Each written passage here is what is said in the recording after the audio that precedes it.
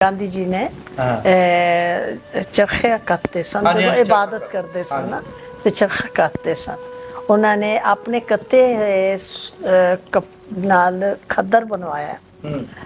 तहरीक भी तो चली सी ना कि विदेशी माल का बाइकाट करो। तो उस सिलसिले च उन्होंने ज्यादा चरखे नूं राइज कीता सी जी। उन्हां दी फोटो भी है चरखा काटते हैं बल्कि खास चरखे बने सन जिन्हों गांधी चरखा कहते सन। अच्छा ਤੁਸੀਂ ਦੱਸੋ ਜਿਹੜਾ ਤੁਸੀਂ ਦੱਸ ਰਹੇ ਸੀ फिर उन्होंने चरखा नाल सूट जिहड़ा काते सन फिर जिहड़ा उन्होंने बड़ा अजीज हुंदा सी ना शख्स उन्होंने तोहफे दे तौर सूट अपने कत्ते खद्दर दा भेजदे सी। ਅਸੀਂ ਤਾਂ ਫਿਰ ਬਹੁਤ ਜ਼ਿਆਦਾ ਕਰੀਬ ਸੀ ਉਹਨਾਂ ਲੋਕਾਂ ਦੇ जी ਕਿ ਇਹ ਤੋਹਫੇ ਜਿਹੜੇ ਆ ਔਰ ਆਪਣੇ ਹੱਥ ਨਾਲ ਬਣਾ ਕੇ ਇਸ ਲੈਵਲ ਦੇ ਬੰਦੇ ਨੇ ਦੇਣਾ ਕੋਈ ਛੋਟੀ ਗੱਲ ਨਹੀਂ ਹੈਗੀ। ਲੇਕਿਨ ਮੇਰਾ ਪਿੱਛੋਂ ਜਿਹੜਾ ਬਾਈ ਸਾਡਾ ਦਾਦਕਾ ਹੈ ਨਾ ਉਹ ਹੈਗਾ ਸੀ ਰੋਪੜ ਦੇ ਇਲਾਕੇ 'ਚ ਨਾ ਕੁਲੀਆ ਪਿੰਡ ਹੈਗਾ। ਅੱਛਾ ਕੁਲੀਆ। ਹਾਂਜੀ ਸਾਡੇ ਆਬੋ ਅਜਦਾਦ ਦੀਆਂ ਕਬਰਾਂ ਵੀ ਅਜੇ ਕੁਲੀਆ 'ਚ ਹੀ ਹੈਗੀਆਂ ਨੇ। ਅੱਛਾ ਜੀ। ਉਹ ਬਾਮਾ ਕੁਲੀਆ ਦੋ ਪਿੰਡ ਸਨ ਨਾਲ ਤੇ ਉਹਨਾਂ ਦੇ ਥੋੜੀ ਦੂਰ ਉਹਨਾਂ ਨੂੰ ਡਾਕਖਾਨਾ ਸ਼ਾਇਦ ਬੇਲਾ ਲੱਗਦਾ ਸੀ ਡਾਕਖਾਨਾ ਨਾਲ। वाले साहब मेरे अलामा इकबाल ਨੂੰ ਕਹਿ ਰਹੇ ਸਨ अलामा इकबाल ਦਾ ਦੋਸਤੀ ਸੀ ਉਹਨਾਂ ਨੂੰ ਕਹਿ ਰਹੇ ਸਨ ਕਿ ਮੇਰੇ ਬੇਟੀ ਨੂੰ ਤੁਸੀਂ ਅਜ਼ਾਨ ਦਿਓ। ਉਹ ਕਹਿੰਦੇ ਨੇ ਨਹੀਂ ਇਹਨਾਂ ਨੂੰ ਅਜ਼ਾਨ ਅਤਾਉਲਾ ਸ਼ਾਹ ਬੁਖਾਰੀ ਦੇਣ। ਕੀ ਬਾਤ ਕੀ ਬਾਤ।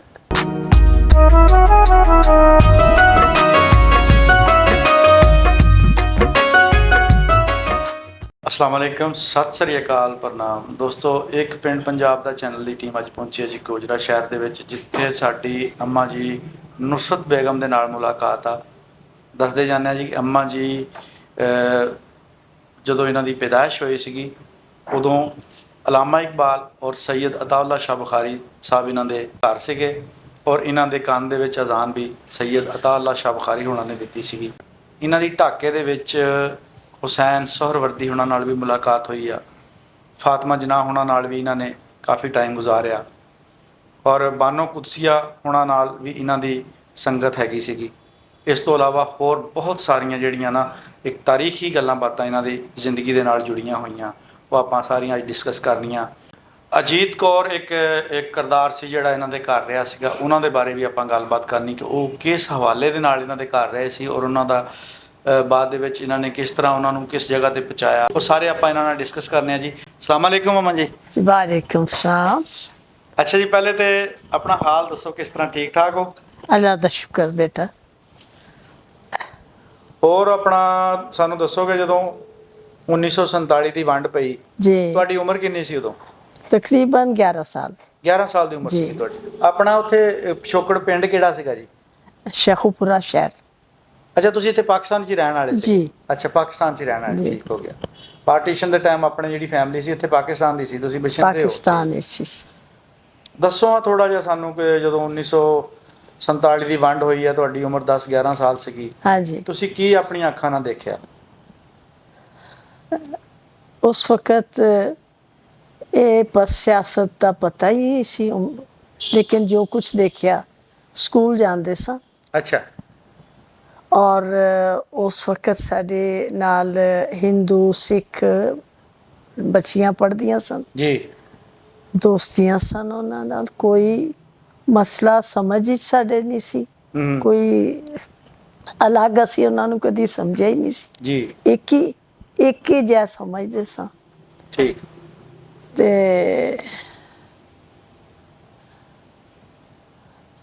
ਤੁਹਾਡੀ ਜਦੋਂ ਪੈਦਾਇਸ਼ ਹੋਈ ਆ जी ਪਤਾ ਲੱਗਿਆ ਸੀ ਸਾਨੂੰ ਵੀ ਤੁਹਾਡੇ ਉਸ ਵਕਤ ਘਰ ਦੇ ਵਿੱਚ ਅਲਾਮਾ ਇਕਬਾਲ ਸਾਹਿਬ जी जी ਔਰ ਸੈयद ਅਤਾਉਲਾ ਸ਼ਾਹ ਬੁਖਾਰੀ ਸਾਹਿਬ ਤੁਹਾਡੇ हाँ ਘਰ जी। ਸੀਗੇ। ਉਹ ਜੀ ਇਹਦਾ ਮਤਲਬ ਹੈ ਕਿ ਤੁਹਾਡਾ ਘਰਾਣਾ ਜਿਹੜਾ ਸੀ ਇੱਕ ਉਸ ਵਕਤ ਵੀ ਕਾਫੀ ਸਰਗਰਮ ਸੀ ਇਹਨਾਂ ਚੀਜ਼ਾਂ ਦੇ ਵਿੱਚ ਜੀ। ਆਜ਼ਾਦੀ ਲਈ हाँ जी। ਕਹਿ ਲਓ। मेरे वालिद सियासत विच भी हिस्सा लैंदे सन। ਬਜ਼ੁਰਗਾਂ ਦਾ ਨਾਂ ਦੱਸੋ ਕੀ ਸੀ? चौधरी मुहम्मद खान ਅੱਛਾ ਜੀ। लेकिन उन्होंने सियासत विच ज़्यादा नाम उन्हों आज़ादी की जंग लड़ रहे सन ਉਹ। ਜੀ उन्होंने नाम अब्दुल कदूस इस्तेमाल करते सन। ਉਹ ਠੀਕ ਕੋਡ ਨੇਮ ਉਹਨਾਂ ਦਾ ਅਬਦੁਲ ਕਦੂਸ ਸੀਗਾ। जी अब्दुल कदूस सी, लेकिन असली नाम उन्होंने मुहम्मद खान सी ਠੀਕ ਹੈ ਜੀ। जी। ਤੇ ਉਹ ਦੱਸਿਆ ਜਾਂਦਾ ਹੈ, ਘਰ ਵਿੱਚ ਜ਼ਿਕਰ ਹੁੰਦਾ ਰਹਿੰਦਾ ਨਾ ਕਿ ਅੰਜਮਨੇ ਹਮਾਇਤ ਇਸਲਾਮ ਦਾ ਜਲਸਾ ਸੀ। ਠੀਕ ਹੈ ਜੀ। ਉਹ ਵਾਲਿਦ ਸਾਹਿਬ ਕਰਵਾਉਂਦੇ ਸਨ। ਮੈਂ ਤੇ ਉਸ ਵਕਤ ਹੀ ਤੇ ਹੋਸ਼ ਕੋਈ ਨਹੀਂ ਨਾ ਮੈਨੂੰ ਜੀ। ਤੇ ਉਹਦੇ ਵਿੱਚ ਉਹ ਬੜੇ ਬੜੇ ਆਉਂਦੇ ਸਨ। ਅਲਾਮਾ ਇਕਬਾਲ ਵੀ ਆਉਂਦੇ ਸਨ, ਅੱਛਾ। ਅਤਾਉल्ला शाह बुखारी ਆਉਂਦੇ ਸਨ, ਹੋਰ ਜੋ ਲੀਡਰ ਸਨ ਉਹ ਆਉਂਦੇ ਸਨ। ਹਾਂ। ਤੇ ਉਸ ਜ਼ਿਕਰ ਕਰਦੇ ਨੇ ਕਿ ਮੇਰੇ ਕੰਨ 'ਚ ਅਜ਼ਾਨ ਅਤਾਉल्ला शाह बुखारी ਨੇ ਬੜੀ ਵੱਡੀ ਸਾਦਤ ਵਾਲੀ ਗੱਲ ਹੈ ਜੀ। ਔਰ ਵਾਲਿਦ ਸਾਹਿਬ ਮੇਰੇ ਅਲਾਮਾ ਇਕਬਾਲ ਨੂੰ ਕਹਿ ਰਹੇ ਸਨ, ਅਲਾਮਾ ਇਕਬਾਲ ਦਾ ਦੋਸਤੀ ਸੀ, ਉਹਨਾਂ ਨੂੰ ਕਹਿ ਰਹੇ ਸਨ ਕਿ ਮੇਰੇ ਬੇਟੀ ਨੂੰ ਤੁਸੀਂ ਅਜ਼ਾਨ ਦਿਓ। ਉਹ ਕਹਿੰਦੇ ਨੇ ਨਹੀਂ, ਇਹਨਾਂ ਨੂੰ ਅਜ਼ਾਨ ਅਤਾਉल्ला शाह बुखारी ਦੇਣ। ਕੀ ਬਾਤ, ਕੀ ਬਾਤ। ਅੱਛਾ, ਹੋਰ ਕਿਹੜੇ ਕਿਹੜੇ ਸਿਆਸੀ ਲੋਕ ਆਪਣੇ ਘਰਾਂ ਚ ਆਉਂਦੇ ਸੀਗੇ? ਉਹ ਤੇ ਅੱਗੋਂ ਚੱਲ ਕੇ ਜ਼ਰਾ ਥੋੜਾ ਬੜੀ ਹੋ ਗਈ ਮੈਂ, ਤੇ ਫਿਰ ਮੈਨੂੰ ਕੁਝ ਸਮਝ ਆਈ ਸਿਆਸਤ ਦੀ। ਉਸ ਵਕਤ ਤੇ ਮੈਂ ਵਾਰਿਸ ਸਾਹਿਬ ਮੇਰੇ ਫੌਤ ਹੋ ਗਏ ਸਨ, ਮੈਂ 2 ਸਾਲ ਦੀ ਸੀ। ਅੱਛਾ, ਠੀਕ ਹੈ। ਤੇ ਉਸ ਵਕਤ ਇੰਨਾ ਹੋਸ਼ ਕੋਈ ਨਹੀਂ, ਲੇਕਿਨ ਜਦੋਂ ਪਾਰਟੀਸ਼ਨ ਹੋਇਆ ਤੇ ਉਸ ਵਕਤ ਮੈਂ ਤਕਰੀਬਨ 11 ਸਾਲ ਦੀ ਹਾਂ। ਠੀਕ ਹੈ। ਉਹ ਹੁੰਦੇ ਸਨ ਨਾ ਕਿ ਜਲੂਸ ਨਿਕਲ ਰਹੇ ਨੇ, ਜਲਸੇ ਹੋ ਰਹੇ ਨੇ, ਮਿਲ ਕੇ ਉਸ ਵਕਤ ਲੱਗਦਾ ਸੀ ਕਿ ਕਰ ਰਹੇ ਨੇ ਮੁਤਾਲਬਾ ਆਜ਼ਾਦੀ ਦਾ ਜੀ। ਔਰ ਮੁਸਲਮਾਨ ਉਸ ਵਕਤ ਸਾਡੇ ਕੰਨ 'ਚ ਆਵਾਜ਼ ਪਈ ਸੀ, ਸਮਝ ਆ ਗਈ ਸੀ ਕਿ ਮੁਸਲਮਾਨ ਪਾਕਿਸਤਾਨ ਦਾ ਮੁਤਾਲਬਾ ਕਰਦੇ ਆ। ਠੀਕ। और हालांकि मेरे वालिद मुतहिदा हिंदुस्तान के आमी सन। अच्छा। ਉਹ ਕਾਂਗਰਸ ਵਿੱਚ ਸਨ। ਠੀਕ ਆ। ਹਾਂਜੀ। ਠੀਕ ਹੈ ਜੀ। 1936 ਚ ਇਹਨਾਂ ਦੀ ਪੈਦਾਇਸ਼ ਹੋਈ ਆ, 1938 ਵਿੱਚ ਉਹ ਫੌਤ ਹੋ ਗਏ। ਹਾਂ, ਉਹ ਵਾਲਿਦ ਸਾਹਿਬ ਜ਼ਿਆਦਾ ਜਲਸੇ ਹੁੰਦੇ ਸਨ, ਤਕਰੀਰਾਂ ਕਰਦੇ ਸਨ ਤੇ ਉਹਦੇ ਉਸ ਸਿਲਸਿਲੇ ਵਿੱਚ ਤੇ ਕੇਸਿਸ ਵੀ ਬਣ ਜਾਂਦੇ ਸੀ। ਜੌਹਰ ਤੇ ਮੌਲਾਨਾ ਸ਼ੌਕਤ ਅਲੀ ਉਹ ਤੇ ਬੀ ਅੰਮਾ ਅੱਛਾ। ਇਹ ਮੇਰੀ ਪੈਦਾਇਸ਼ ਤੋਂ ਪਹਿਲੇ ਦੇ ਜ਼ਿਕਰ ਕਰ। ਉਹ ਇਸੇ ਤਰ੍ਹਾਂ ਸਨ ਇਹਨਾਂ ਦੀ ਨਾਨਾ ਬੂ ਨਾਲ, ਜਿਸ ਤਰ੍ਹਾਂ ਇਹਨਾਂ ਦੀ ਫੈਮਿਲੀ ਦੇ ਲੋਕ ਹੁੰਦੇ। ਹਾਂ, ਬਾਬਾ ਸਾਂ ਸੀਗੀ। ਹਾਂਜੀ ਹਾਂਜੀ। ਉਦੋਂ ਗੁਜਰਾਂ ਵਾਲੇ ਸੀ ਮੇਰੇ ਵਾਲਿਦ ਸਨ ਤੇ ਅੰਮੀ ਉਦੋਂ ਫਾਤਮਾ ਜਨਾਨ ਨਾਲ ਰਹੇ। ਫਾਤਮਾ ਜਨਾਨ ਉਹਨਾਂ ਨਾਲ ਤੁਹਾਡਾ ਜਿਹੜਾ ਟਾਈਮ ਗੁਜ਼ਰਿਆ ਉਹ ਸਾਨੂੰ ਥੋੜਾ ਜਿਹਾ ਦੱਸੋ, ਕਿਸ ਤਰ੍ਹਾਂ ਗੁਜ਼ਰਿਆ? मोहतरमा फातमा जना ਦਾ ਜ਼ਿਆਦਾ ਤਾਰਫ ਉਦੋਂ ਹੋਇਆ ਜਦੋਂ ਇਲੈਕਸ਼ਨ ਹੋ ਰਿਹਾ ਸੀ। ਅੱਛਾ ਜੀ। ਉਹਨਾਂ ਦੇ ਜਲਸੇ ਦਾ ਇੰਤਜ਼ਾਮ ਮੇਰੇ ਭਾਈ ਕਰ ਰਹੇ ਸਨ। ਠੀਕ ਹੈ ਜੀ। ਸ਼ਾਹਪੁਰਾ 'ਚ ਔਰ ਅਯੂਬ ਖਾਨ ਦੇ ਖਿਲਾਫ। ਅੱਛਾ। ਤੇ ਉਸ ਵਕਤ ਉਹਨਾਂ ਨੇ ਭਾਈ ਨੇ ਮੈਨੂੰ ਬੁਲਾਇਆ ਕਿ ਤੂੰ ਆਪਣੀਆਂ ਸਹੇਲੀਆਂ ਨੂੰ ਬੁਲਾ ਤੇ ਹਾਂਜੀ, ਤਾਂ ਕਿ ਉਹ ਅੰਮੀ ਨੂੰ ਗੋਜਰਿਓਂ ਸੱਦਿਆ ਸੀ ਉਹਨਾਂ ਨੇ ਸਪੈਸ਼ਲ ਕਿ ਤੂੰ ਉਹਨਾਂ ਨੂੰ ਬੁਲਾ ਤੇ ਇੰਤਜ਼ਾਮ ਕਰੋ, ਠੀਕ ਹੈ। ਮੁਹਤਰਮਾ ਨੂੰ ਰਿਸੀਵ ਕਰ। ਡਿਸਪਲਿਨ ਦੀ ਆਵਾਜ਼ ਸਿਰਫ ਉਹਨਾਂ ਕੋਲੋਂ ਹੀ ਨਹੀਂ ਸੁਣੀ, ਆਪਣੇ ਬਚਪਨ ਵਿੱਚ ਇਹਨਾਂ ਨੇ ਨਾ ਕਾਇਦ ਆਜ਼ਮ ਦਾ ਇਸਤਕਬਾਲ ਕਰਨ ਵਾਸਤੇ ਗਏ ਸੀ। ਅੱਛਾ। ਤੇ ਕਾਇਦ ਆਜ਼ਮ ਦੀ ਜ਼ਿਆਰਤ ਹੋਈ ਇਹਨਾਂ ਨੂੰ, ਤੇ ਕਾਇਦ ਆਜ਼ਮ ਨੇ ਵੀ ਇਹੀ ਇਸੇ ਤਰ੍ਹਾਂ ਕਿਹਾ ਡਿਸਪਲਿਨ। ਦੇਖੋ ਜੀ, ਉਹਨਾਂ ਦਾ ਨਾਰਾ ਹੀ ਸੀ ਇਮਾਨ ਇਕਬਾਲ ਤਨਜ਼ੀਮ। ਅਸੀਂ ਸਟੇਸ਼ਨ ਤੇ ਖੜੇ ਸਾਂ, ਬੱਚੇ ਗਏ, ਬੱਚੀਆਂ ਸਕੂਲ ਦੀਆਂ, ਅਸੀਂ ਉਹਨਾਂ ਨੂੰ ਪਤਾ ਸੀ ਕਿ ਕਾਇਦ ਨੇ ਗੁਜ਼ਰਨਾ ਤੇ ਸਾਨੂੰ ਟੀਚਰਸ ਨੇ ਤਿਆਰ ਕੀਤਾ। ਮੇਰੇ ਆਪਣਾ ਉੱਥੇ ਅਸੀਂ ਫਿਰ ਸਟੇਸ਼ਨ ਤੇ ਜਾ ਕੇ ਕਾਇਦ ਟ੍ਰੇਨ ਆਈ, ਕਾਇਦ ਦਰਵਾਜ਼ੇ 'ਚ ਖੜੇ ਸਨ ਔਰ ਕਾਇਦ ਦੀ ਵੀ ਉਹੀ ਆਵਾਜ਼ ਸੀ। ਅੱਛਾ। ਉਹਨਾਂ ਨੇ ਵੀ ਡਿਸਿਪਲਨ ਬੱਚਾ ਸਾ ਮੈਂ ਜੋ ਕੁਛ ਉਹਨਾਂ ਸੁਣਿਆ ਔਰ ਬਸ ਅਸੀਂ ਉਹਨਾਂ ਨੂੰ ਦੇਖਦੇ ਰਹਿ ਗਏ ਔਰ ਜੋ ਕੁਛ ਉਹਨਾਂ ਬੋਲਿਆ ਉਸ ਵਕਤ ਸਾਡੀ ਸਮਝ ਤੋਂ ਬਾਹਰ ਸੀ। ਅੱਛਾ ਜੀ, ਆਪਣੀ ਤਾਲੀਮ ਕਿੱਥੇ ਤੱਕ?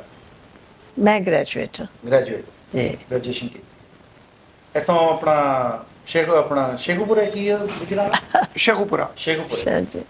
ਅੰਮੀ ਨੇ ਸ਼ੇਖੂਪੁਰਾ ਤੱਕ ਜਦੋਂ ਸਨ ਨਾ, ਅੰਮੀ ਨੇ ਮੈਟ੍ਰਿਕ ਕੀਤੀ ਹੋਈ ਸੀ। ਫਿਰ ਅੰਮੀ ਨੇ ਸ਼ਾਦੀ ਦੇ ਬਾਅਦ ਆਪਣੀ ਤਾਲੀਮ ਇੱਥੇ ਗੋਜਰੇ ਮੁਕੰਮਲ ਕੀਤੀ। ਹਾਂਜੀ जी। ਅੱਜ ਤੇ ਆਪਣੇ ਬਜ਼ੁਰਗਾਂ ਦੇ ਬਾਰੇ ਥੋੜਾ ਜਿਹਾ ਦੱਸ ਦਿਓ ਜੀ ਸਾਡੇ ਦੇਖਣ ਵਾਲੇ ਕਿ ਅੰਮੀ ਨੇ ਹਰਭਜਨ ਤੇ- ਮਾਂ ਹਰਭਜਨ ਸਿੰਘ ਤੋਂ ਬਾਅਦ ਅੱਖਾਂ ਦੇ ਵਿੱਚ ਅਗਰ ਨਾਂ ਆਉਂਦਾ ਤੇ ਉਹ ਤੁਹਾਡੇ ਬਜ਼ੁਰਗਾਂ ਦਾ ਆਉਂਦਾ। ਹਾਂਜੀ ਹਾਂਜੀ, ਇਹ ਜਦੋਂ ਗੋਜਰਾ ਮੇਰੇ ਦਾਦਾ ਜੀ ਦੀ ਰਿਟਾਇਰਮੈਂਟ ਹੋਣ ਵਾਲੀ ਸੀ ਨਾ, ਤੇ ਉਹਨਾਂ ਨੂੰ ਆਪਸ਼ਨ ਹੋਈ ਕਿ ਤੁਸੀਂ ਜਾਂ ਐਮਐਸ ਮੇਓ ਹਸਪੀਟਲ ਲੱਗ ਜਾਓ ਹਾਂ। ਜਾਂ ਕਿਤੇ ਤੁਹਾਨੂੰ ਜਿੱਥੇ, ਕਿਉਂਕਿ ਦਾਦਾ ਜੀ ਆਈ ਚ ਬੜੇ ਸਗੀਰ ਚ ਮਸ਼ਹੂਰ ਹੋ ਚੁੱਕੇ ਸੀ। ਉਹਨਾਂ ਦੀ ਆਖਰੀ ਪੋਸਟਿੰਗ ਉਹਨਾਂ ਦੀ ਰਿਟਾਇਰਮੈਂਟ ਤੋਂ ਪਹਿਲੇ ਉਹਨਾਂ ਦੀ ਖਾਹਿਸ਼ ਦੇ ਮੁਤਾਬਿਕ ਗੋਜਰਾ ਹੋਈ, ਕਿਉਂਕਿ ਗੋਜਰਾ ਉਹਨਾਂ ਤੋਂ ਪਹਿਲੇ ਬਹੁਤ ਮਸ਼ਹੂਰ ਹੋ ਚੁੱਕਿਆ ਸੀ ਡਾਕਟਰ ਹਰਭਜਨ ਸਿੰਘ ਦੀ ਵਜ੍ਹਾ ਤੋਂ। ਉਹ ਜਦੋਂ ਗਏ ਤੇ ਬਾਅਦ ਵਿੱਚ ਦਾਦਾ ਜੀ ਆਏ ਇੱਥੇ, ਤੇ ਦਾਦਾ ਜੀ ਤੋਂ ਪਹਿਲੇ ਹੀ ਮਸ਼ਹੂਰ ਸਨ ਆਈ ਚ, ਕਿਉਂਕਿ ਦਾਦਾ ਜੀ ਨੇ ਉਦੋਂ ਆਈ ਸਪੈਸ਼ਲਾਈਜੇਸ਼ਨ ਤੇ ਇਸ ਤਰ੍ਹਾਂ ਨਹੀਂ ਹੁੰਦੀ ਸੀ। ਆਈ ਸਰਜਰੀ ਚ ਉਹਨਾਂ ਨੇ ਹਾਊਸ ਜੌਬ ਪੂਰਾ ਆਈ ਚ ਕੀਤਾ ਸੀ ਉਹਨਾਂ ਨੇ। ਤੇ ਬਾਅਦ ਵਿੱਚ ਉਹ ਜਨਰਲ ਸਰਜਨ ਵੀ ਸਨ, ਆਈ ਸਰਜਨ ਵੀ ਸਨ, ਗਾਇਨਾਕੋਲੋਜਿਸਟ ਵੀ ਹੋਈ ਸਨ, ਯਾਨੀ ਆਲ ਇਨ ਆਲ ਇੱਕ All-rounder ਬੰਦੇ ਸੀ। ਤਕਰੀਬਨ ਉਦੋਂ ਡਾਕਟਰ ਹੀ ਕੋਈ ਇੱਕ ਹੁੰਦਾ ਸੀ ਹਰ ਇਲਾਕੇ 'ਚ। ਤੇ ਉਹਨਾਂ ਨੇ ਚਨਿਓਟ, ਕਮਰ ਮੁਸ਼ਾਨੀ, ਭਲਵਾਲ, ਇੱਥੇ ਸਿਵਲ ਹਸਪੀਟਲ ਜਿਹੜੇ ਸਨ ਉਹਨਾਂ ਦੇ ਇੰਚਾਰਜ ਵੀ ਹੋਈ ਸਨ, ਤੇ ਜਨਰਲ ਸਰਜਨ ਵੀ ਹੋਈ ਸਨ, ਹਰ ਕੰਮ ਉਹੀ ਕਰਦੇ ਸਨ। ਸਹੀ। ਤੇ ਉਹਨਾਂ ਨੂੰ ਫਿਰ ਉਹਨਾਂ ਦੀ ਆਖਰੀ ਪੋਸਟਿੰਗ ਗੋਜਰਾ ਹੋਈ, ਤੇ ਇੱਥੋਂ ਹੀ ਫਿਰ ਉਹਨਾਂ ਦੀ ਰਿਟਾਇਰਮੈਂਟ ਹੋਈ ਫਿਰ ਗੋਜਰਾਬਾਦ। ਲੇਕਿਨ ਮੇਰਾ ਪਿੱਛੋਂ ਜਿਹੜਾ ਬਾਈ ਸਾਡਾ ਦਾਦਕਾ ਹੈ ਨਾ, ਉਹ ਹੈਗਾ ਸੀ ਰੋਪੜ ਦੇ ਇਲਾਕੇ 'ਚ ਨਾ, ਕੁਲੀਆ ਪਿੰਡ ਹੈਗਾ। ਅੱਛਾ ਕੁਲੀਆ। ਹਾਂਜੀ, ਸਾਡੇ ਆਬੋ ਅਜਦਾਦ ਦੀਆਂ ਕਬਰਾਂ ਵੀ ਅਜੇ ਕੁਲੀਆ 'ਚ ਹੀ ਹੈਗੀਆਂ ਨੇ। ਅੱਛਾ ਜੀ। ਉਹ ਬਾਮਾ ਕੁਲੀਆ ਦੋ ਪਿੰਡ ਸਨ ਨਾਲ ਤੇ ਉਹਨਾਂ ਦੇ ਥੋੜੀ ਦੂਰ ਉਹਨਾਂ ਨੂੰ ਡਾਕਖਾਨਾ, ਸ਼ਾਇਦ ਬੇਲਾ ਲੱਗਦਾ ਸੀ ਡਾਕਖਾਨਾ ਨਾਲ, ਤੇ ਉਹ ਉੱਥੇ ਦੇ ਸਨ। ਤੇ ਉੱਥੇ ਰੋਪੜ ਸ਼ਹਿਰ ਵਿੱਚ ਇੱਕ ਫੈਮਿਲੀ ਆਬਾਦ ਸੀ ਚੌਧਰੀ ਮੁਰਾਦ ਬਖਸ਼ ਦੀ। ਠੀਕ ਹੈ ਜੀ। ਚੌਧਰੀ ਮੁਰਾਦ ਬਖਸ਼ ਪੁਰਾਣੇ ਜ਼ਮਾਨੇ ਦੇ ਜਿਹੜੇ ਐਸੋਸੀਏਟ ਇੰਜੀਨੀਅਰ ਸਨ ਉਹ ਸਨ। ਹੈਡ ਬਲੋਕੀ ਵਗੈਰਾ ਕੁਝ ਕਿਸਮ ਦੇ ਹੈਡ ਜਿਹੜੇ ਉਦੋਂ ਪੁਰਾਣੇ ਡੈਮ ਬਣੇ ਉਹਨਾਂ ਨੇ ਬਣਾਏ ਸੀ, ਤੇ ਜਿੰਨੇ ਡਾਕ ਬੰਗਲਿਆਂ ਦੇ ਡਿਜ਼ਾਈਨ ਦੂਸਰੇ ਇਹ ਉਹਨਾਂ ਦੇ ਕੀਤੇ ਹੋਏ ਨੇ। ਚੌਧਰੀ ਮੁਰਾਦ ਬਖਸ਼ ਇਹਨਾਂ ਨੂੰ ਲੈ ਕੇ ਸਾਰੀ ਫੈਮਲੀਜ਼ ਨੂੰ ਨਾ, ਜਦੋਂ ਇਹ ਨਹਿਰੀ ਨਿਜ਼ਾਮ ਆਬਾਦ ਹੋਇਆ ਨਾ 1890 ਦੇ ਕਰੀਬ, ਜਾਂ ਚੌਧਰੀ ਮੁਰਾਦ ਬਖਸ਼ 1866 ਚ ਪੈਦਾ ਹੋਏ ਸੀ ਤੇ 1928 ਚ ਫੌਤ ਹੋਏ, ਤੇ ਉਹ ਉਹਨਾਂ ਨੂੰ ਲੈ ਕੇ ਇੱਥੇ ਆਏ ਸਾਰੇ। ਨਹੀਂ, ਸਮੁੰਦਰੀ ਦੇ ਕਰੀਬ 480 479 ਇਹ ਪਿੰਡ ਤੇ ਇਹਨਾਂ ਦੇ ਨਾਲ ਚੌਧਰੀ ਮੁਰਾਦ ਬਖਸ਼ ਨੇ ਆਬਾਦ ਕੀਤੇ, ਤੇ ਆਪ ਵੀ ਸ਼ਹਿਰੋਂ ਇੱਥੇ ਸ਼ਿਫਟ ਹੋ ਗਏ। ਇਹਨਾਂ ਨੂੰ ਲੋਕ ਸ਼ਹਿਰੀ ਕਹਿੰਦੇ ਸੀ ਕਿਉਂਕਿ ਸ਼ਹਿਰ ਵਿੱਚ ਰਹਿੰਦੇ ਸੀ, ਰੋਪੜ ਸ਼ਹਿਰ ਵਿੱਚ। ਤੇ ਜਦੋਂ ਇੱਥੇ ਸ਼ਿਫਟ ਹੋਏ ਤੇ ਆ ਕੇ ਬਾਅਦ ਵਿੱਚ ਡਾਕਟਰ ਰਹਿਮਤੁल्ला ਮੇਰੇ ਦਾਦਾ, ਉਹਨਾਂ ਨੇ ਆਪਣੀ ਬੇਟੀ ਦੇ ਦਿੱਤੀ। ਮੇਰੀ ਦਾਦੀ ਉਧਰ ਸ਼ਾਦੀ ਹੋ ਗਈ, ਫਿਰ ਉਹ ਫੌਤ ਹੋ ਗਏ। ਉਹਨਾਂ ਦੀ ਦੂਸਰੀ ਭੈਣ ਜਿਹੜੇ ਨੇ ਮੇਰੀ ਦੂਸਰੀ ਦਾਦੀ, ਉਹ ਵੀ ਚੌਧਰੀ ਮੁਰਾਦ ਬਖਸ਼ ਦੇ ਬੇਟੀ ਸਨ। ਫਿਰ ਮੇਰੀ ਅੰਮੀ ਦੇ ਅੱਬੂ ਦੇ ਨਾਨਾ, ਦੋਨਾਂ ਦੇ ਨਾਨਾ ਚੌਧਰੀ ਮੁਰਾਦ ਬਖਸ਼ ਸਨ। ਅੱਛਾ। ਹਾਂਜੀ। ਤੇ ਉਹ ਇਹ ਪਿੱਛੋਂ ਸਾਰੇ ਇਹ ਇੱਧਰ ਰਹਿੰਦੇ ਹੀ ਨਹੀਂ ਸਨ। ਮੇਰੇ ਦਾਦਕੇ ਵੀ ਇੱਥੇ ਘੱਟ ਰਹਿੰਦੇ ਸਨ, ਪਿੱਛੇ ਆਪਣੀਆਂ ਜ਼ਮੀਨਾਂ ਵੇਖਣ ਜਾਂਦੇ ਰਹਿੰਦੇ ਸਨ। ਉਹ ਜਦੋਂ ਵੰਡ ਪਈ ਤੇ ਉਦੋਂ ਫਿਰ ਇਹ ਜਿਹੜਾ ਹੈ ਨਾ, ਉਹਨਾਂ ਨੇ ਮਤਲਬ ਉਧਰੋਂ ਤਾਲੁਕ ਖਤਮ ਹੋ ਗਿਆ। ਉਹਨੂੰ ਦੇਸ ਕਹਿੰਦੇ ਸੀ। ਸਾਡੇ ਆਬੋ ਅਜਦਾਦ ਦੀਆਂ ਕਬਰਾਂ ਵੀ ਉੱਥੇ ਹੀ ਨੇ। ਹਾਂਜੀ। ਅੱਛਾ, ਤੁਸੀਂ ਜਲਿਆਂਵਾਲੇ ਬਾਗ ਦੀ ਗੱਲ ਕੀਤੀ ਸੀ, ਉਹਦੇ ਬਾਰੇ ਥੋੜਾ ਜਿਹਾ ਦੱਸੋ। ਉਹ ਜਲਿਆਂਵਾਲਾ ਬਾਗ ਵਿੱਚ ਜਦੋਂ ਇਹ ਹੋਇਆ ਨਾ, ਇਹ ਜਦੋਂ ਉੱਠਿਆ ਸਾਰਾ ਜਨਰਲ ਡਾਇਰ ਨੇ ਗੋਲੀ ਚਲਾਈ ਜਾਂ ਦੂਸਰੀ, ਤੇ ਗੁਜਰਾਂਵਾਲੇ ਦੇ ਕੁਝ ਲਾਸ਼ਾਂ ਗੁਜਰਾਂਵਾਲੇ ਦੀਆਂ ਲੋਕਾਂ ਦੀਆਂ ਵੀ ਸਨ ਉਹਦੇ 'ਚ। ਉਹ ਜਦੋਂ ਗੁਜਰਾਂਵਾਲੇ ਪਹੁੰਚੀਆਂ ਤੇ ਗੁਜਰਾਂਵਾਲੇ ਬੜੇ ਹੰਗਾਮੇ ਸ਼ੁਰੂ ਹੋਏ। ਹੁੰਦੇ ਤੇ ਉਹ ਦੁਬਾਰਾ ਉਹ ਦਬ ਗਏ। ਦੁਬਾਰਾ 1920-22 ਚ ਦੁਬਾਰਾ ਸ਼ੁਰੂ ਹੋਏ ਉਹ ਹੰਗਾਮੇ। ਜਦੋਂ ਉਹ ਹੋਏ ਤੇ ਉਦੋਂ ਨਾਨਾ ਜੀ ਨੇ ਉਦੋਂ ਤਕਰੀਰ ਕੀਤੀ, ਤੇ ਅੰਗਰੇਜ਼ ਵਲੀ ਅਹਿਦ ਆ ਰਿਹਾ ਸੀ ਉਦੋਂ, ਪ੍ਰਿੰਸ ਆਫ ਵੇਲਸ, ਇੱਥੇ ਗੁਜਰਾਂਵਾਲੇ ਨੂੰ ਲੰਘਣਾ ਸੀ ਉਹਨੇ, ਸ਼ਿਮਲਾ ਜਾ ਰਿਹਾ ਸੀ ਗਾਲਬਨ। ਤੇ ਨਾਨਾ ਜੀ ਨੇ ਤਕਰੀਰ ਕੀਤੀ ਉਹਦੇ ਖਿਲਾਫ। ਲੋਕਾਂ ਨੇ ਉਹ ਆ ਕੇ ਤਕਰੀਰ ਕਰਕੇ ਘਰ ਆ ਗਏ। ਲੋਕਾਂ ਨੇ ਜਾ ਕੇ ਰੇਲਵੇ ਸਟੇਸ਼ਨ ਨੂੰ ਅੱਗ ਲਾ ਦਿੱਤੀ। ਅੱਛਾ। ਅੰਗਰੇਜ਼ਾਂ ਨੇ ਉਹਦਾ ਇਲਜ਼ਾਮ, ਉਹਨਾਂ ਨੇ ਕਿਤੇ ਕਿਹਾ ਸੀ ਕਿ ਅਸੀਂ ਇਹਨੂੰ ਨਹੀਂ ਵੜਨ ਦੇਵਾਂਗੇ ਗੁਜਰਾਂਵਾਲੇ 'ਚ, ਜਾਂ ਇੱਥੋਂ ਨਹੀਂ ਗੁਜ਼ਰਨ ਦੇਵਾਂਗੇ। ਲੋਕਾਂ ਨੇ ਜਦੋਂ ਅੱਗ ਲਾਈ ਤੇ ਸਟੇਸ਼ਨ ਜਲ ਰਿਹਾ ਸੀ ਤੇ ਉਹਦੀ ਗੱਡੀ ਵਾਪਸ ਜਾ ਰਹੀ ਸੀ। ਤੇ ਇਹ ਜਦੋਂ ਹੋਇਆ ਤੇ ਅੰਗਰੇਜ਼ਾਂ ਨੇ ਉਹਨਾਂ ਨੂੰ ਸਜ਼ਾਏ ਮੌਤ ਦਿੱਤੀ। ਉਸ ਜ਼ਮਾਨੇ 'ਚ ਉਹ ਤਜਾਰਤ ਬਹੁਤ ਕਰਦੇ ਸਨ। ਸਜ਼ਾਏ ਮੌਤ ਦਾ ਹੁਕਮ ਦਿੱਤਾ ਜਾਂ ਸਜ਼ਾਏ ਮੌਤ ਤੇ ਅਮਲ ਵੀ ਕਰਵਾ ਦਿੱਤਾ? ਅਮਲ ਨਹੀਂ ਹੋਇਆ, ਹੁਕਮ ਦਿੱਤਾ। ਤੇ ਇਹਨਾਂ ਨੂੰ ਇਹਨਾਂ ਦੇ ਦੋਸਤਾਂ ਯਾਰਾਂ ਨੇ ਦੱਸ ਦਿੱਤਾ, ਇਹ ਰੂਪੋਸ਼ ਹੋ ਗਏ। ਅੱਛਾ, ਰੂਪੋਸ਼ ਹੋ ਗਏ। ਜੋ ਕੁਛ ਇਹਨਾਂ ਨੂੰ ਲੱਭਿਆ ਇਹ ਲੈ ਕੇ ਉਸ ਘਰੋਂ ਨੱਸੇ, ਤੇ ਇਹਨਾਂ ਦਾ ਤਜਾਰਤੀ ਸਮਾਨ, ਇਹਨਾਂ ਦੇ ਘਰ, ਇਹਨਾਂ ਦੇ ਸਭ ਕੁਝ ਅੰਗਰੇਜ਼ਾਂ ਨੇ ਆਪਣੇ ਕਬਜ਼ੇ 'ਚ ਲੈ ਲਿਆ। ਉਹ ਨਿਲਾਮ ਕੀਤੇ, ਔਰ ਇਹਨਾਂ ਦਾ ਸਮਾਨ ਵੀ ਗਲੀਆਂ 'ਚ ਰੱਖ ਕੇ, ਕੀਮਤੀ ਸਮਾਨ ਗਲੀਆਂ 'ਚ ਰੱਖ ਕੇ ਨਿਲਾਮ ਹੋਇਆ। ਤੇ ਇਹ ਬਾਅਦ ਵਿੱਚ ਰੂਪੋਸ਼ ਹੋ ਕੇ ਇਹਨਾਂ ਨੇ ਉਦੋਂ ਆਪਣਾ ਨਾਮ ਬਦਲ ਲਿਆ ਕਿਉਂਕਿ ਇਹਨਾਂ ਨੂੰ ਅਸਲੀ ਨਾਂ ਨਾਲ ਕੰਮ ਕਰਦੇ ਤੇ ਇਹਨੂੰ ਸਜ਼ਾਏ ਮੌਤ ਹੋਣੀ ਸੀ। ਹਾਂ। ਇਹਨਾਂ ਨੇ ਅਬਦੁਲ ਕੁਦੂਸ ਨਾਂ ਰੱਖ ਲਿਆ। ਅਬਦੁਲ ਕੁਦੂਸ ਨਾਂ ਰੱਖਣ ਨਾਲ ਤੇ ਇਹ ਫਿਰ ਆਪਣੀ ਅੰਜਮਨ ਹਮਾਇਤ ਇਸਲਾਮ, ਬਾਕੀ ਸਰਗਰਮੀਆਂ, ਤਰੀਕੇ ਖਿਲਾਫਤ ਵਿੱਚ ਤੇ ਉਹ ਬਹੁਤ ਦੇਰ ਦੇ ਸਨ। ਤੇ ਮੇਰੀ ਨਾਨੀ ਇਸ ਤਰ੍ਹਾਂ ਜ਼ਿਕਰ ਕਰਦੇ ਸੀ ਵੀ ਅੰਮਾ ਦਾ ਮੌਲਾਨਾ ਮੁਹੰਮਦ ਅਲੀ ਜੌਹਰ ਤੇ ਸ਼ੌਕਤ ਅਲੀ ਦੀ ਵਾਲਦਾ ਦਾ, ਜਿਸ ਤਰ੍ਹਾਂ ਉਹਨਾਂ ਦੇ ਘਰ ਦੇ ਅਫਰਾਦ ਹੁੰਦੇ ਨੇ।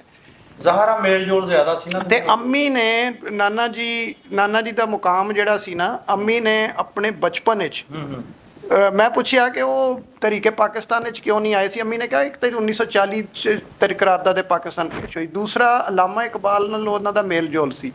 ਤੇ ਅਲਾਮਾ ਇਕਬਾਲ ਨੇ ਉਹਨਾਂ ਨੂੰ ਕਿਹਾ ਸੀ ਕਿ ਤੁਸੀਂ ਵੀ ਜੇ ਕਾਂਗਰਸ ਛੱਡ ਜਾਓਗੇ ਤੇ ਮੁਸਲਮਾਨਾਂ ਦੀ ਨੁਮਾਇੰਦਗੀ ਕਾਂਗਰਸ ਵਿੱਚ ਘਟ ਜਾਏਗੀ, ਤੁਸੀਂ ਕਾਂਗਰਸ ਵਿੱਚ ਹੀ ਰਹੋ। ਠੀਕ। ਤੇ ਉਹਨਾਂ ਨੇ ਫਿਰ ਮੁਸਲਿਮ ਲੀਗ ਜੁਆਇਨ ਨਹੀਂ ਕੀਤੀ ਤੇ ਕਾਂਗਰਸ ਵਿੱਚ ਰਹਿ ਕੇ ਨਹਿਰੂ ਤੇ ਗਾਂਧੀ ਇਹਨਾਂ ਦੇ ਨਾਲ ਇਹਨਾਂ ਦਾ ਬੜਾ ਕਰੀਬੀ ਤਾਲੁਕ ਸੀ। ਨਹਿਰੂ ਔਰ ਗਾਂਧੀ ਦੇ। ਨਹਿਰੂ ਗਾਂਧੀ ਅੰਮੀ ਕਹਿੰਦੇ ਨੇ ਮੈਂ ਆਪਣੇ ਗਾਂਧੀ ਦਾ ਆਪਣੇ ਹੱਥ ਨਾਲ ਬੁਣਿਆ ਆ ਜੈਨਮਾਜ਼, ਆਪਣੇ ਹੱਥ ਨਾਲ ਬੁਣਿਆ ਆ ਸੂਟ ਜਿਹੜਾ ਉਹਨਾਂ ਨੇ ਨਾਨਾ ਬੁੱਧ ਗਾਂਧੀ ਨੇ ਕੱਤੇ ਆਇਆ ਆਪਣੇ ਹੱਥ ਨਾਲ ਕੱਤ ਕੇ ਨਾਨਾ ਬੁਣਿਆ ਸੀ। ਜੈਨਵਾਜ਼ ਨੇ ਸੂਟ। ਅੰਮੀ ਦੇਖੋ ਬਤਾਓ, ਤੁਸੀਂ ਦੱਸੋ। ਉਹਨਾਂ ਨੇ ਨਾ ਗਾਂਧੀ ਜੀ ਨੇ ਚਰਖੇ ਕੱਤਦੇ ਸਨ, ਹਾਂਜੀ, ਜਦੋਂ ਚਰਖਾ ਇਬਾਦਤ ਕਰਦੇ ਸਨ ਨਾ ਤੇ ਚਰਖਾ ਕੱਤਦੇ ਸਨ। ਉਹਨਾਂ ਨੇ ਆਪਣੇ ਕੱਤੇ ਹੋਏ ਨਾਲ ਖੱਦਰ ਬਣਵਾਇਆ। ਉਹ ਤਹਿਰੀਕ ਵੀ ਤੇ ਚਲੀ ਸੀ ਨਾ ਕਿ ਵਿਦੇਸ਼ੀ ਮਾਲ ਦਾ ਬਾਈਕਾਟ ਕਰੋ। तो उस सिलसिले च उन्होंने ज़्यादा चरखे नूं राइज कीता सी ਜੀ। ਉਹਨਾਂ ਦੀਆਂ ਫੋਟੋ ਵੀ ਹੈਗੀਆਂ ਚਰਖਾ ਕੱਤਦੇ चरखा कहते हैं, बल्कि खास चरखे बने सन जिन्हों गांधी चरखा कहते ਅੱਛਾ सन। ਤੁਸੀਂ ਦੱਸੋ ਜਿਹੜਾ ਤੁਸੀਂ ਦੱਸ ਰਹੇ फिर ਸੀ। वो उन्होंने चरखा नाल सूट जिहड़ा करते सन। फिर जिहड़ा उन्होंने बड़ा अजीज हुंदा सी ना शख्स, उन्होंने तोहफे दे तौर सूट अपने कत्ते खद्दर दा भेजदे सन ਅਸੀਂ ਤਾਂ ਫਿਰ ਬਹੁਤ ਜ਼ਿਆਦਾ ਕਰੀਬ ਸੀ ਉਹਨਾਂ ਲੋਕਾਂ ਦੇ जी। ਕਿ ਇਹ ਤੋਹਫੇ ਜਿਹੜੇ ਆ ਔਰ ਆਪਣੇ ਹੱਥ ਨਾਲ ਬਣਾ ਕੇ ਇਸ ਲੈਵਲ ਦੇ ਬੰਦੇ ਨੇ ਦੇਣਾ ਕੋਈ ਛੋਟੀ ਗੱਲ ਨਹੀਂ ਹੈਗੀ। अच्छा एक ਜੈਨਵਾਜ਼ दफे ਦਿੱਤਾ ਸੀ, ਇੱਕ ਸੂਟ ਦਿੱਤਾ वालिस अब्बा जी ਸੀ, ਇੱਕ नूं ਟੋਪੀ ਦਿੱਤੀ ਸੀ। हाँ ओए मेरे एक ये सारा किस्सा मेरे फुफ्फो सुनाते छोटी अच्छा। छोटी फुफ्फो। ਤੁਸੀਂ ਤੇ ਕਹਿੰਦੇ ਸੀ ਮੈਂ ਆਪ ਵੀ ਵੇਖੇ ਨੇ, ਖੱਤ ਵੇਖੇ ਨੇ ਗਾਂਧੀ ਤੇ ਨਹਿਰੂ ਦੇ। वो ਉਹਨਾਂ ਦੇ देखे ਨਾਲ। मैं खत, लेकिन यह दस रही हाँ कि फुफ्फो दसते ने कि अब्बा जी ने ना सूट रख लिया और कुरान पाक रख लिया और जाए नमाज भी ले लिया, लेकिन टोपी वापस करती। ਅੱਛਾ ਉਹਦੀ ਕੀ ओ वजह कहते सन कि हिंदुआना तरस की टोपी है। ਅੱਛਾ ਉਹ ਠੀਕ ਹੈ। लेकिन ਜਿੱਦਾਂ ਅੱਜ ਕੱਲ ਬਣੇ ਹੋਏ ਆਪਣੇ ਆਪਣੇ ਮਜ਼ਹਬ ਦੇ ਆਪਣੇ ਆਪਣੇ ਫਿਰਕੇ ਦੇ शनाख्त ਸ਼ਨਾਖਤਾਂ ਬਣਾਈਆਂ। ਉਹ ਕਹਿੰਦੇ ਸਨ ਕਿ ਮਜ਼ਹਬੀ ਸ਼ਨਾਖਤ ਹੈ ਨਾ ਕਿ ਨਬੀ ਸੱਲੱਲਾਹੁ ਅਲੈहि ਵਸੱਲਮ ਨੇ ਮਨਾ ਫਰਮਾਇਆ ਕਿ ਕਿਸੇ ਖਾਸ ਅਸੀਂ ਮਜ਼ਹਬ ਦੀ ਜਿਹੜੀ ਮੁਸਲਮਾਨ ਇਲਾਮਤ ਹੈ ਨਾ ਨਹੀਂ ਤੇ ਪਾ ਉਹ ਸਕਦੇ। ਇਸਤੇਮਾਲ ਨਹੀਂ ਕਰਨੀ। ਨਹੀਂ ਕਰਦੇ। ਇਹ ਹਾਂ ਹਿੰਦੂ ਸ਼ਨਾਖਤ ਹੈ ਟੋਕ ਹੁਕਮ ਆਕਾ। ਤੇ ਉਹ ਮਜ਼ਹਬੀ ਨੁਕਤਾ ਨਜ਼ਰ ਦੇ ਨਾਲ ਹਾਂ, ਫਿਰ ਉਹਨਾਂ ਨੇ ਵਾਪਸ ਕਰਤੀ। ਜੀ। ਬਾਕੀ ਉਹਨਾਂ ਨਾਲ ਕੋਈ ਐਸਾ ਮਸਲਾ ਨਹੀਂ ਸੀ। ਨਹੀਂ। ਉਹਨਾਂ ਦੀ ਮੁਹੱਬਤ ਬਾਕੀ ਜਿਹੜੀ ਸੀ ਉਹਨਾਂ ਨੇ ਬਣਾ ਕੇ ਭੇਜੋ ਬਿਲਕੁਲ। ਕਬੂਲ ਕੀਤੀ। ਹੱਤਾ ਕਿ ਨਹਿਰੂ ਨੂੰ ਜਦੋਂ ਆਣਾ ਫਤਵੇ ਵੀ ਲਾ ਦਿੰਦੇ ਆ ਨਾ ਜੀ। ਹਾਂ, ਨਹਿਰੂ ਨੂੰ ਜਦੋਂ ਆਣਾ ਹੁੰਦਾ ਸੀ ਇਲਾਮਾ ਇਕਬਾਲ ਨੂੰ ਮਿਲਣ, ਉਹ ਅੰਮੀ ਦੱਸਦੇ ਨੇ ਕਿ ਉਹ ਨਾਨਾ ਬੂ ਨੂੰ ਕਹਿੰਦੇ ਸੀ ਕਿ ਤੁਸੀਂ ਆਓਗੇ ਤੇ ਮੇਰੇ ਨਾਲ ਚੱਲੋਗੇ ਤੇ ਮੈਂ ਇਲਾਮਾ ਇਕਬਾਲ ਨੂੰ ਮਿਲਣਾ ਹੈ। ਉਹ ਪਹਿਲੇ ਦੱਸਦੇ ਸੀ ਨਹਿਰੂ ਕਿ ਮੈਂ ਆ ਰਿਹਾ ਤੇ ਤੁਸੀਂ ਆ ਜਾਓ ਤੇ ਇਲਾਮਾ ਇਕਬਾਲ ਨੂੰ ਮਿਲਣ ਚੱਲੀਏ। ਬਿਲਕੁਲ।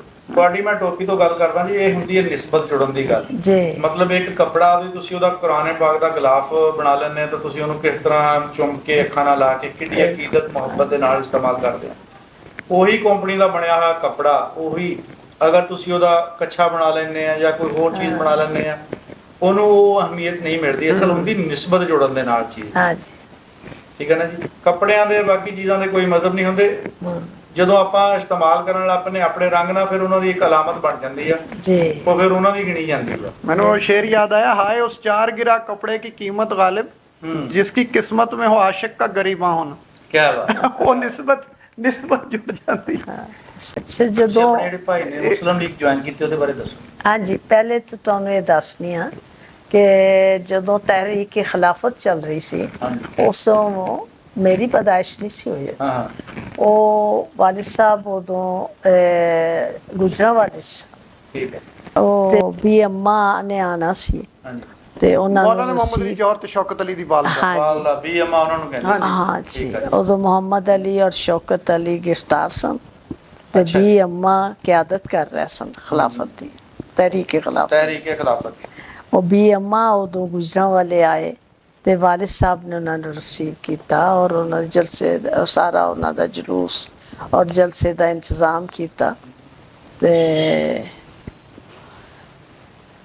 ਔਰ ਇਹ ਸਾਡੇ ਘਰ ਦੇ ਵਿੱਚ ਇੰਝ ਹੀ ਗੱਲ ਜ਼ਿਕਰ ਹੁੰਦਾ ਸੀ ਜਿਸ ਤਰ੍ਹਾਂ ਬੜੀ ਘਰ ਦੇ ਬੰਦਿਆਂ ਦਾ ਹੁੰਦਾ, ਘਰ ਦੇ ਜੀਆਂ ਦਾ ਬੰਦੇ ਆਪਣੇ ਅਜ਼ੀਜ਼ਾਂ ਦਾ ਹੁੰਦਾ ਹੈ। ਹਾਂਜੀ, ਇੰਨਾ ਆਣ ਜਾਣ ਸੀ। ਹਾਂ ਤੁਹਾਡੇ ਭਾਈ ਨੇ ਮੁਸਲਿਮ ਲੀਗ ਕਿਸ ਤਰ੍ਹਾਂ ਜੁਆਇਨ ਕੀਤੀ ਸੀ?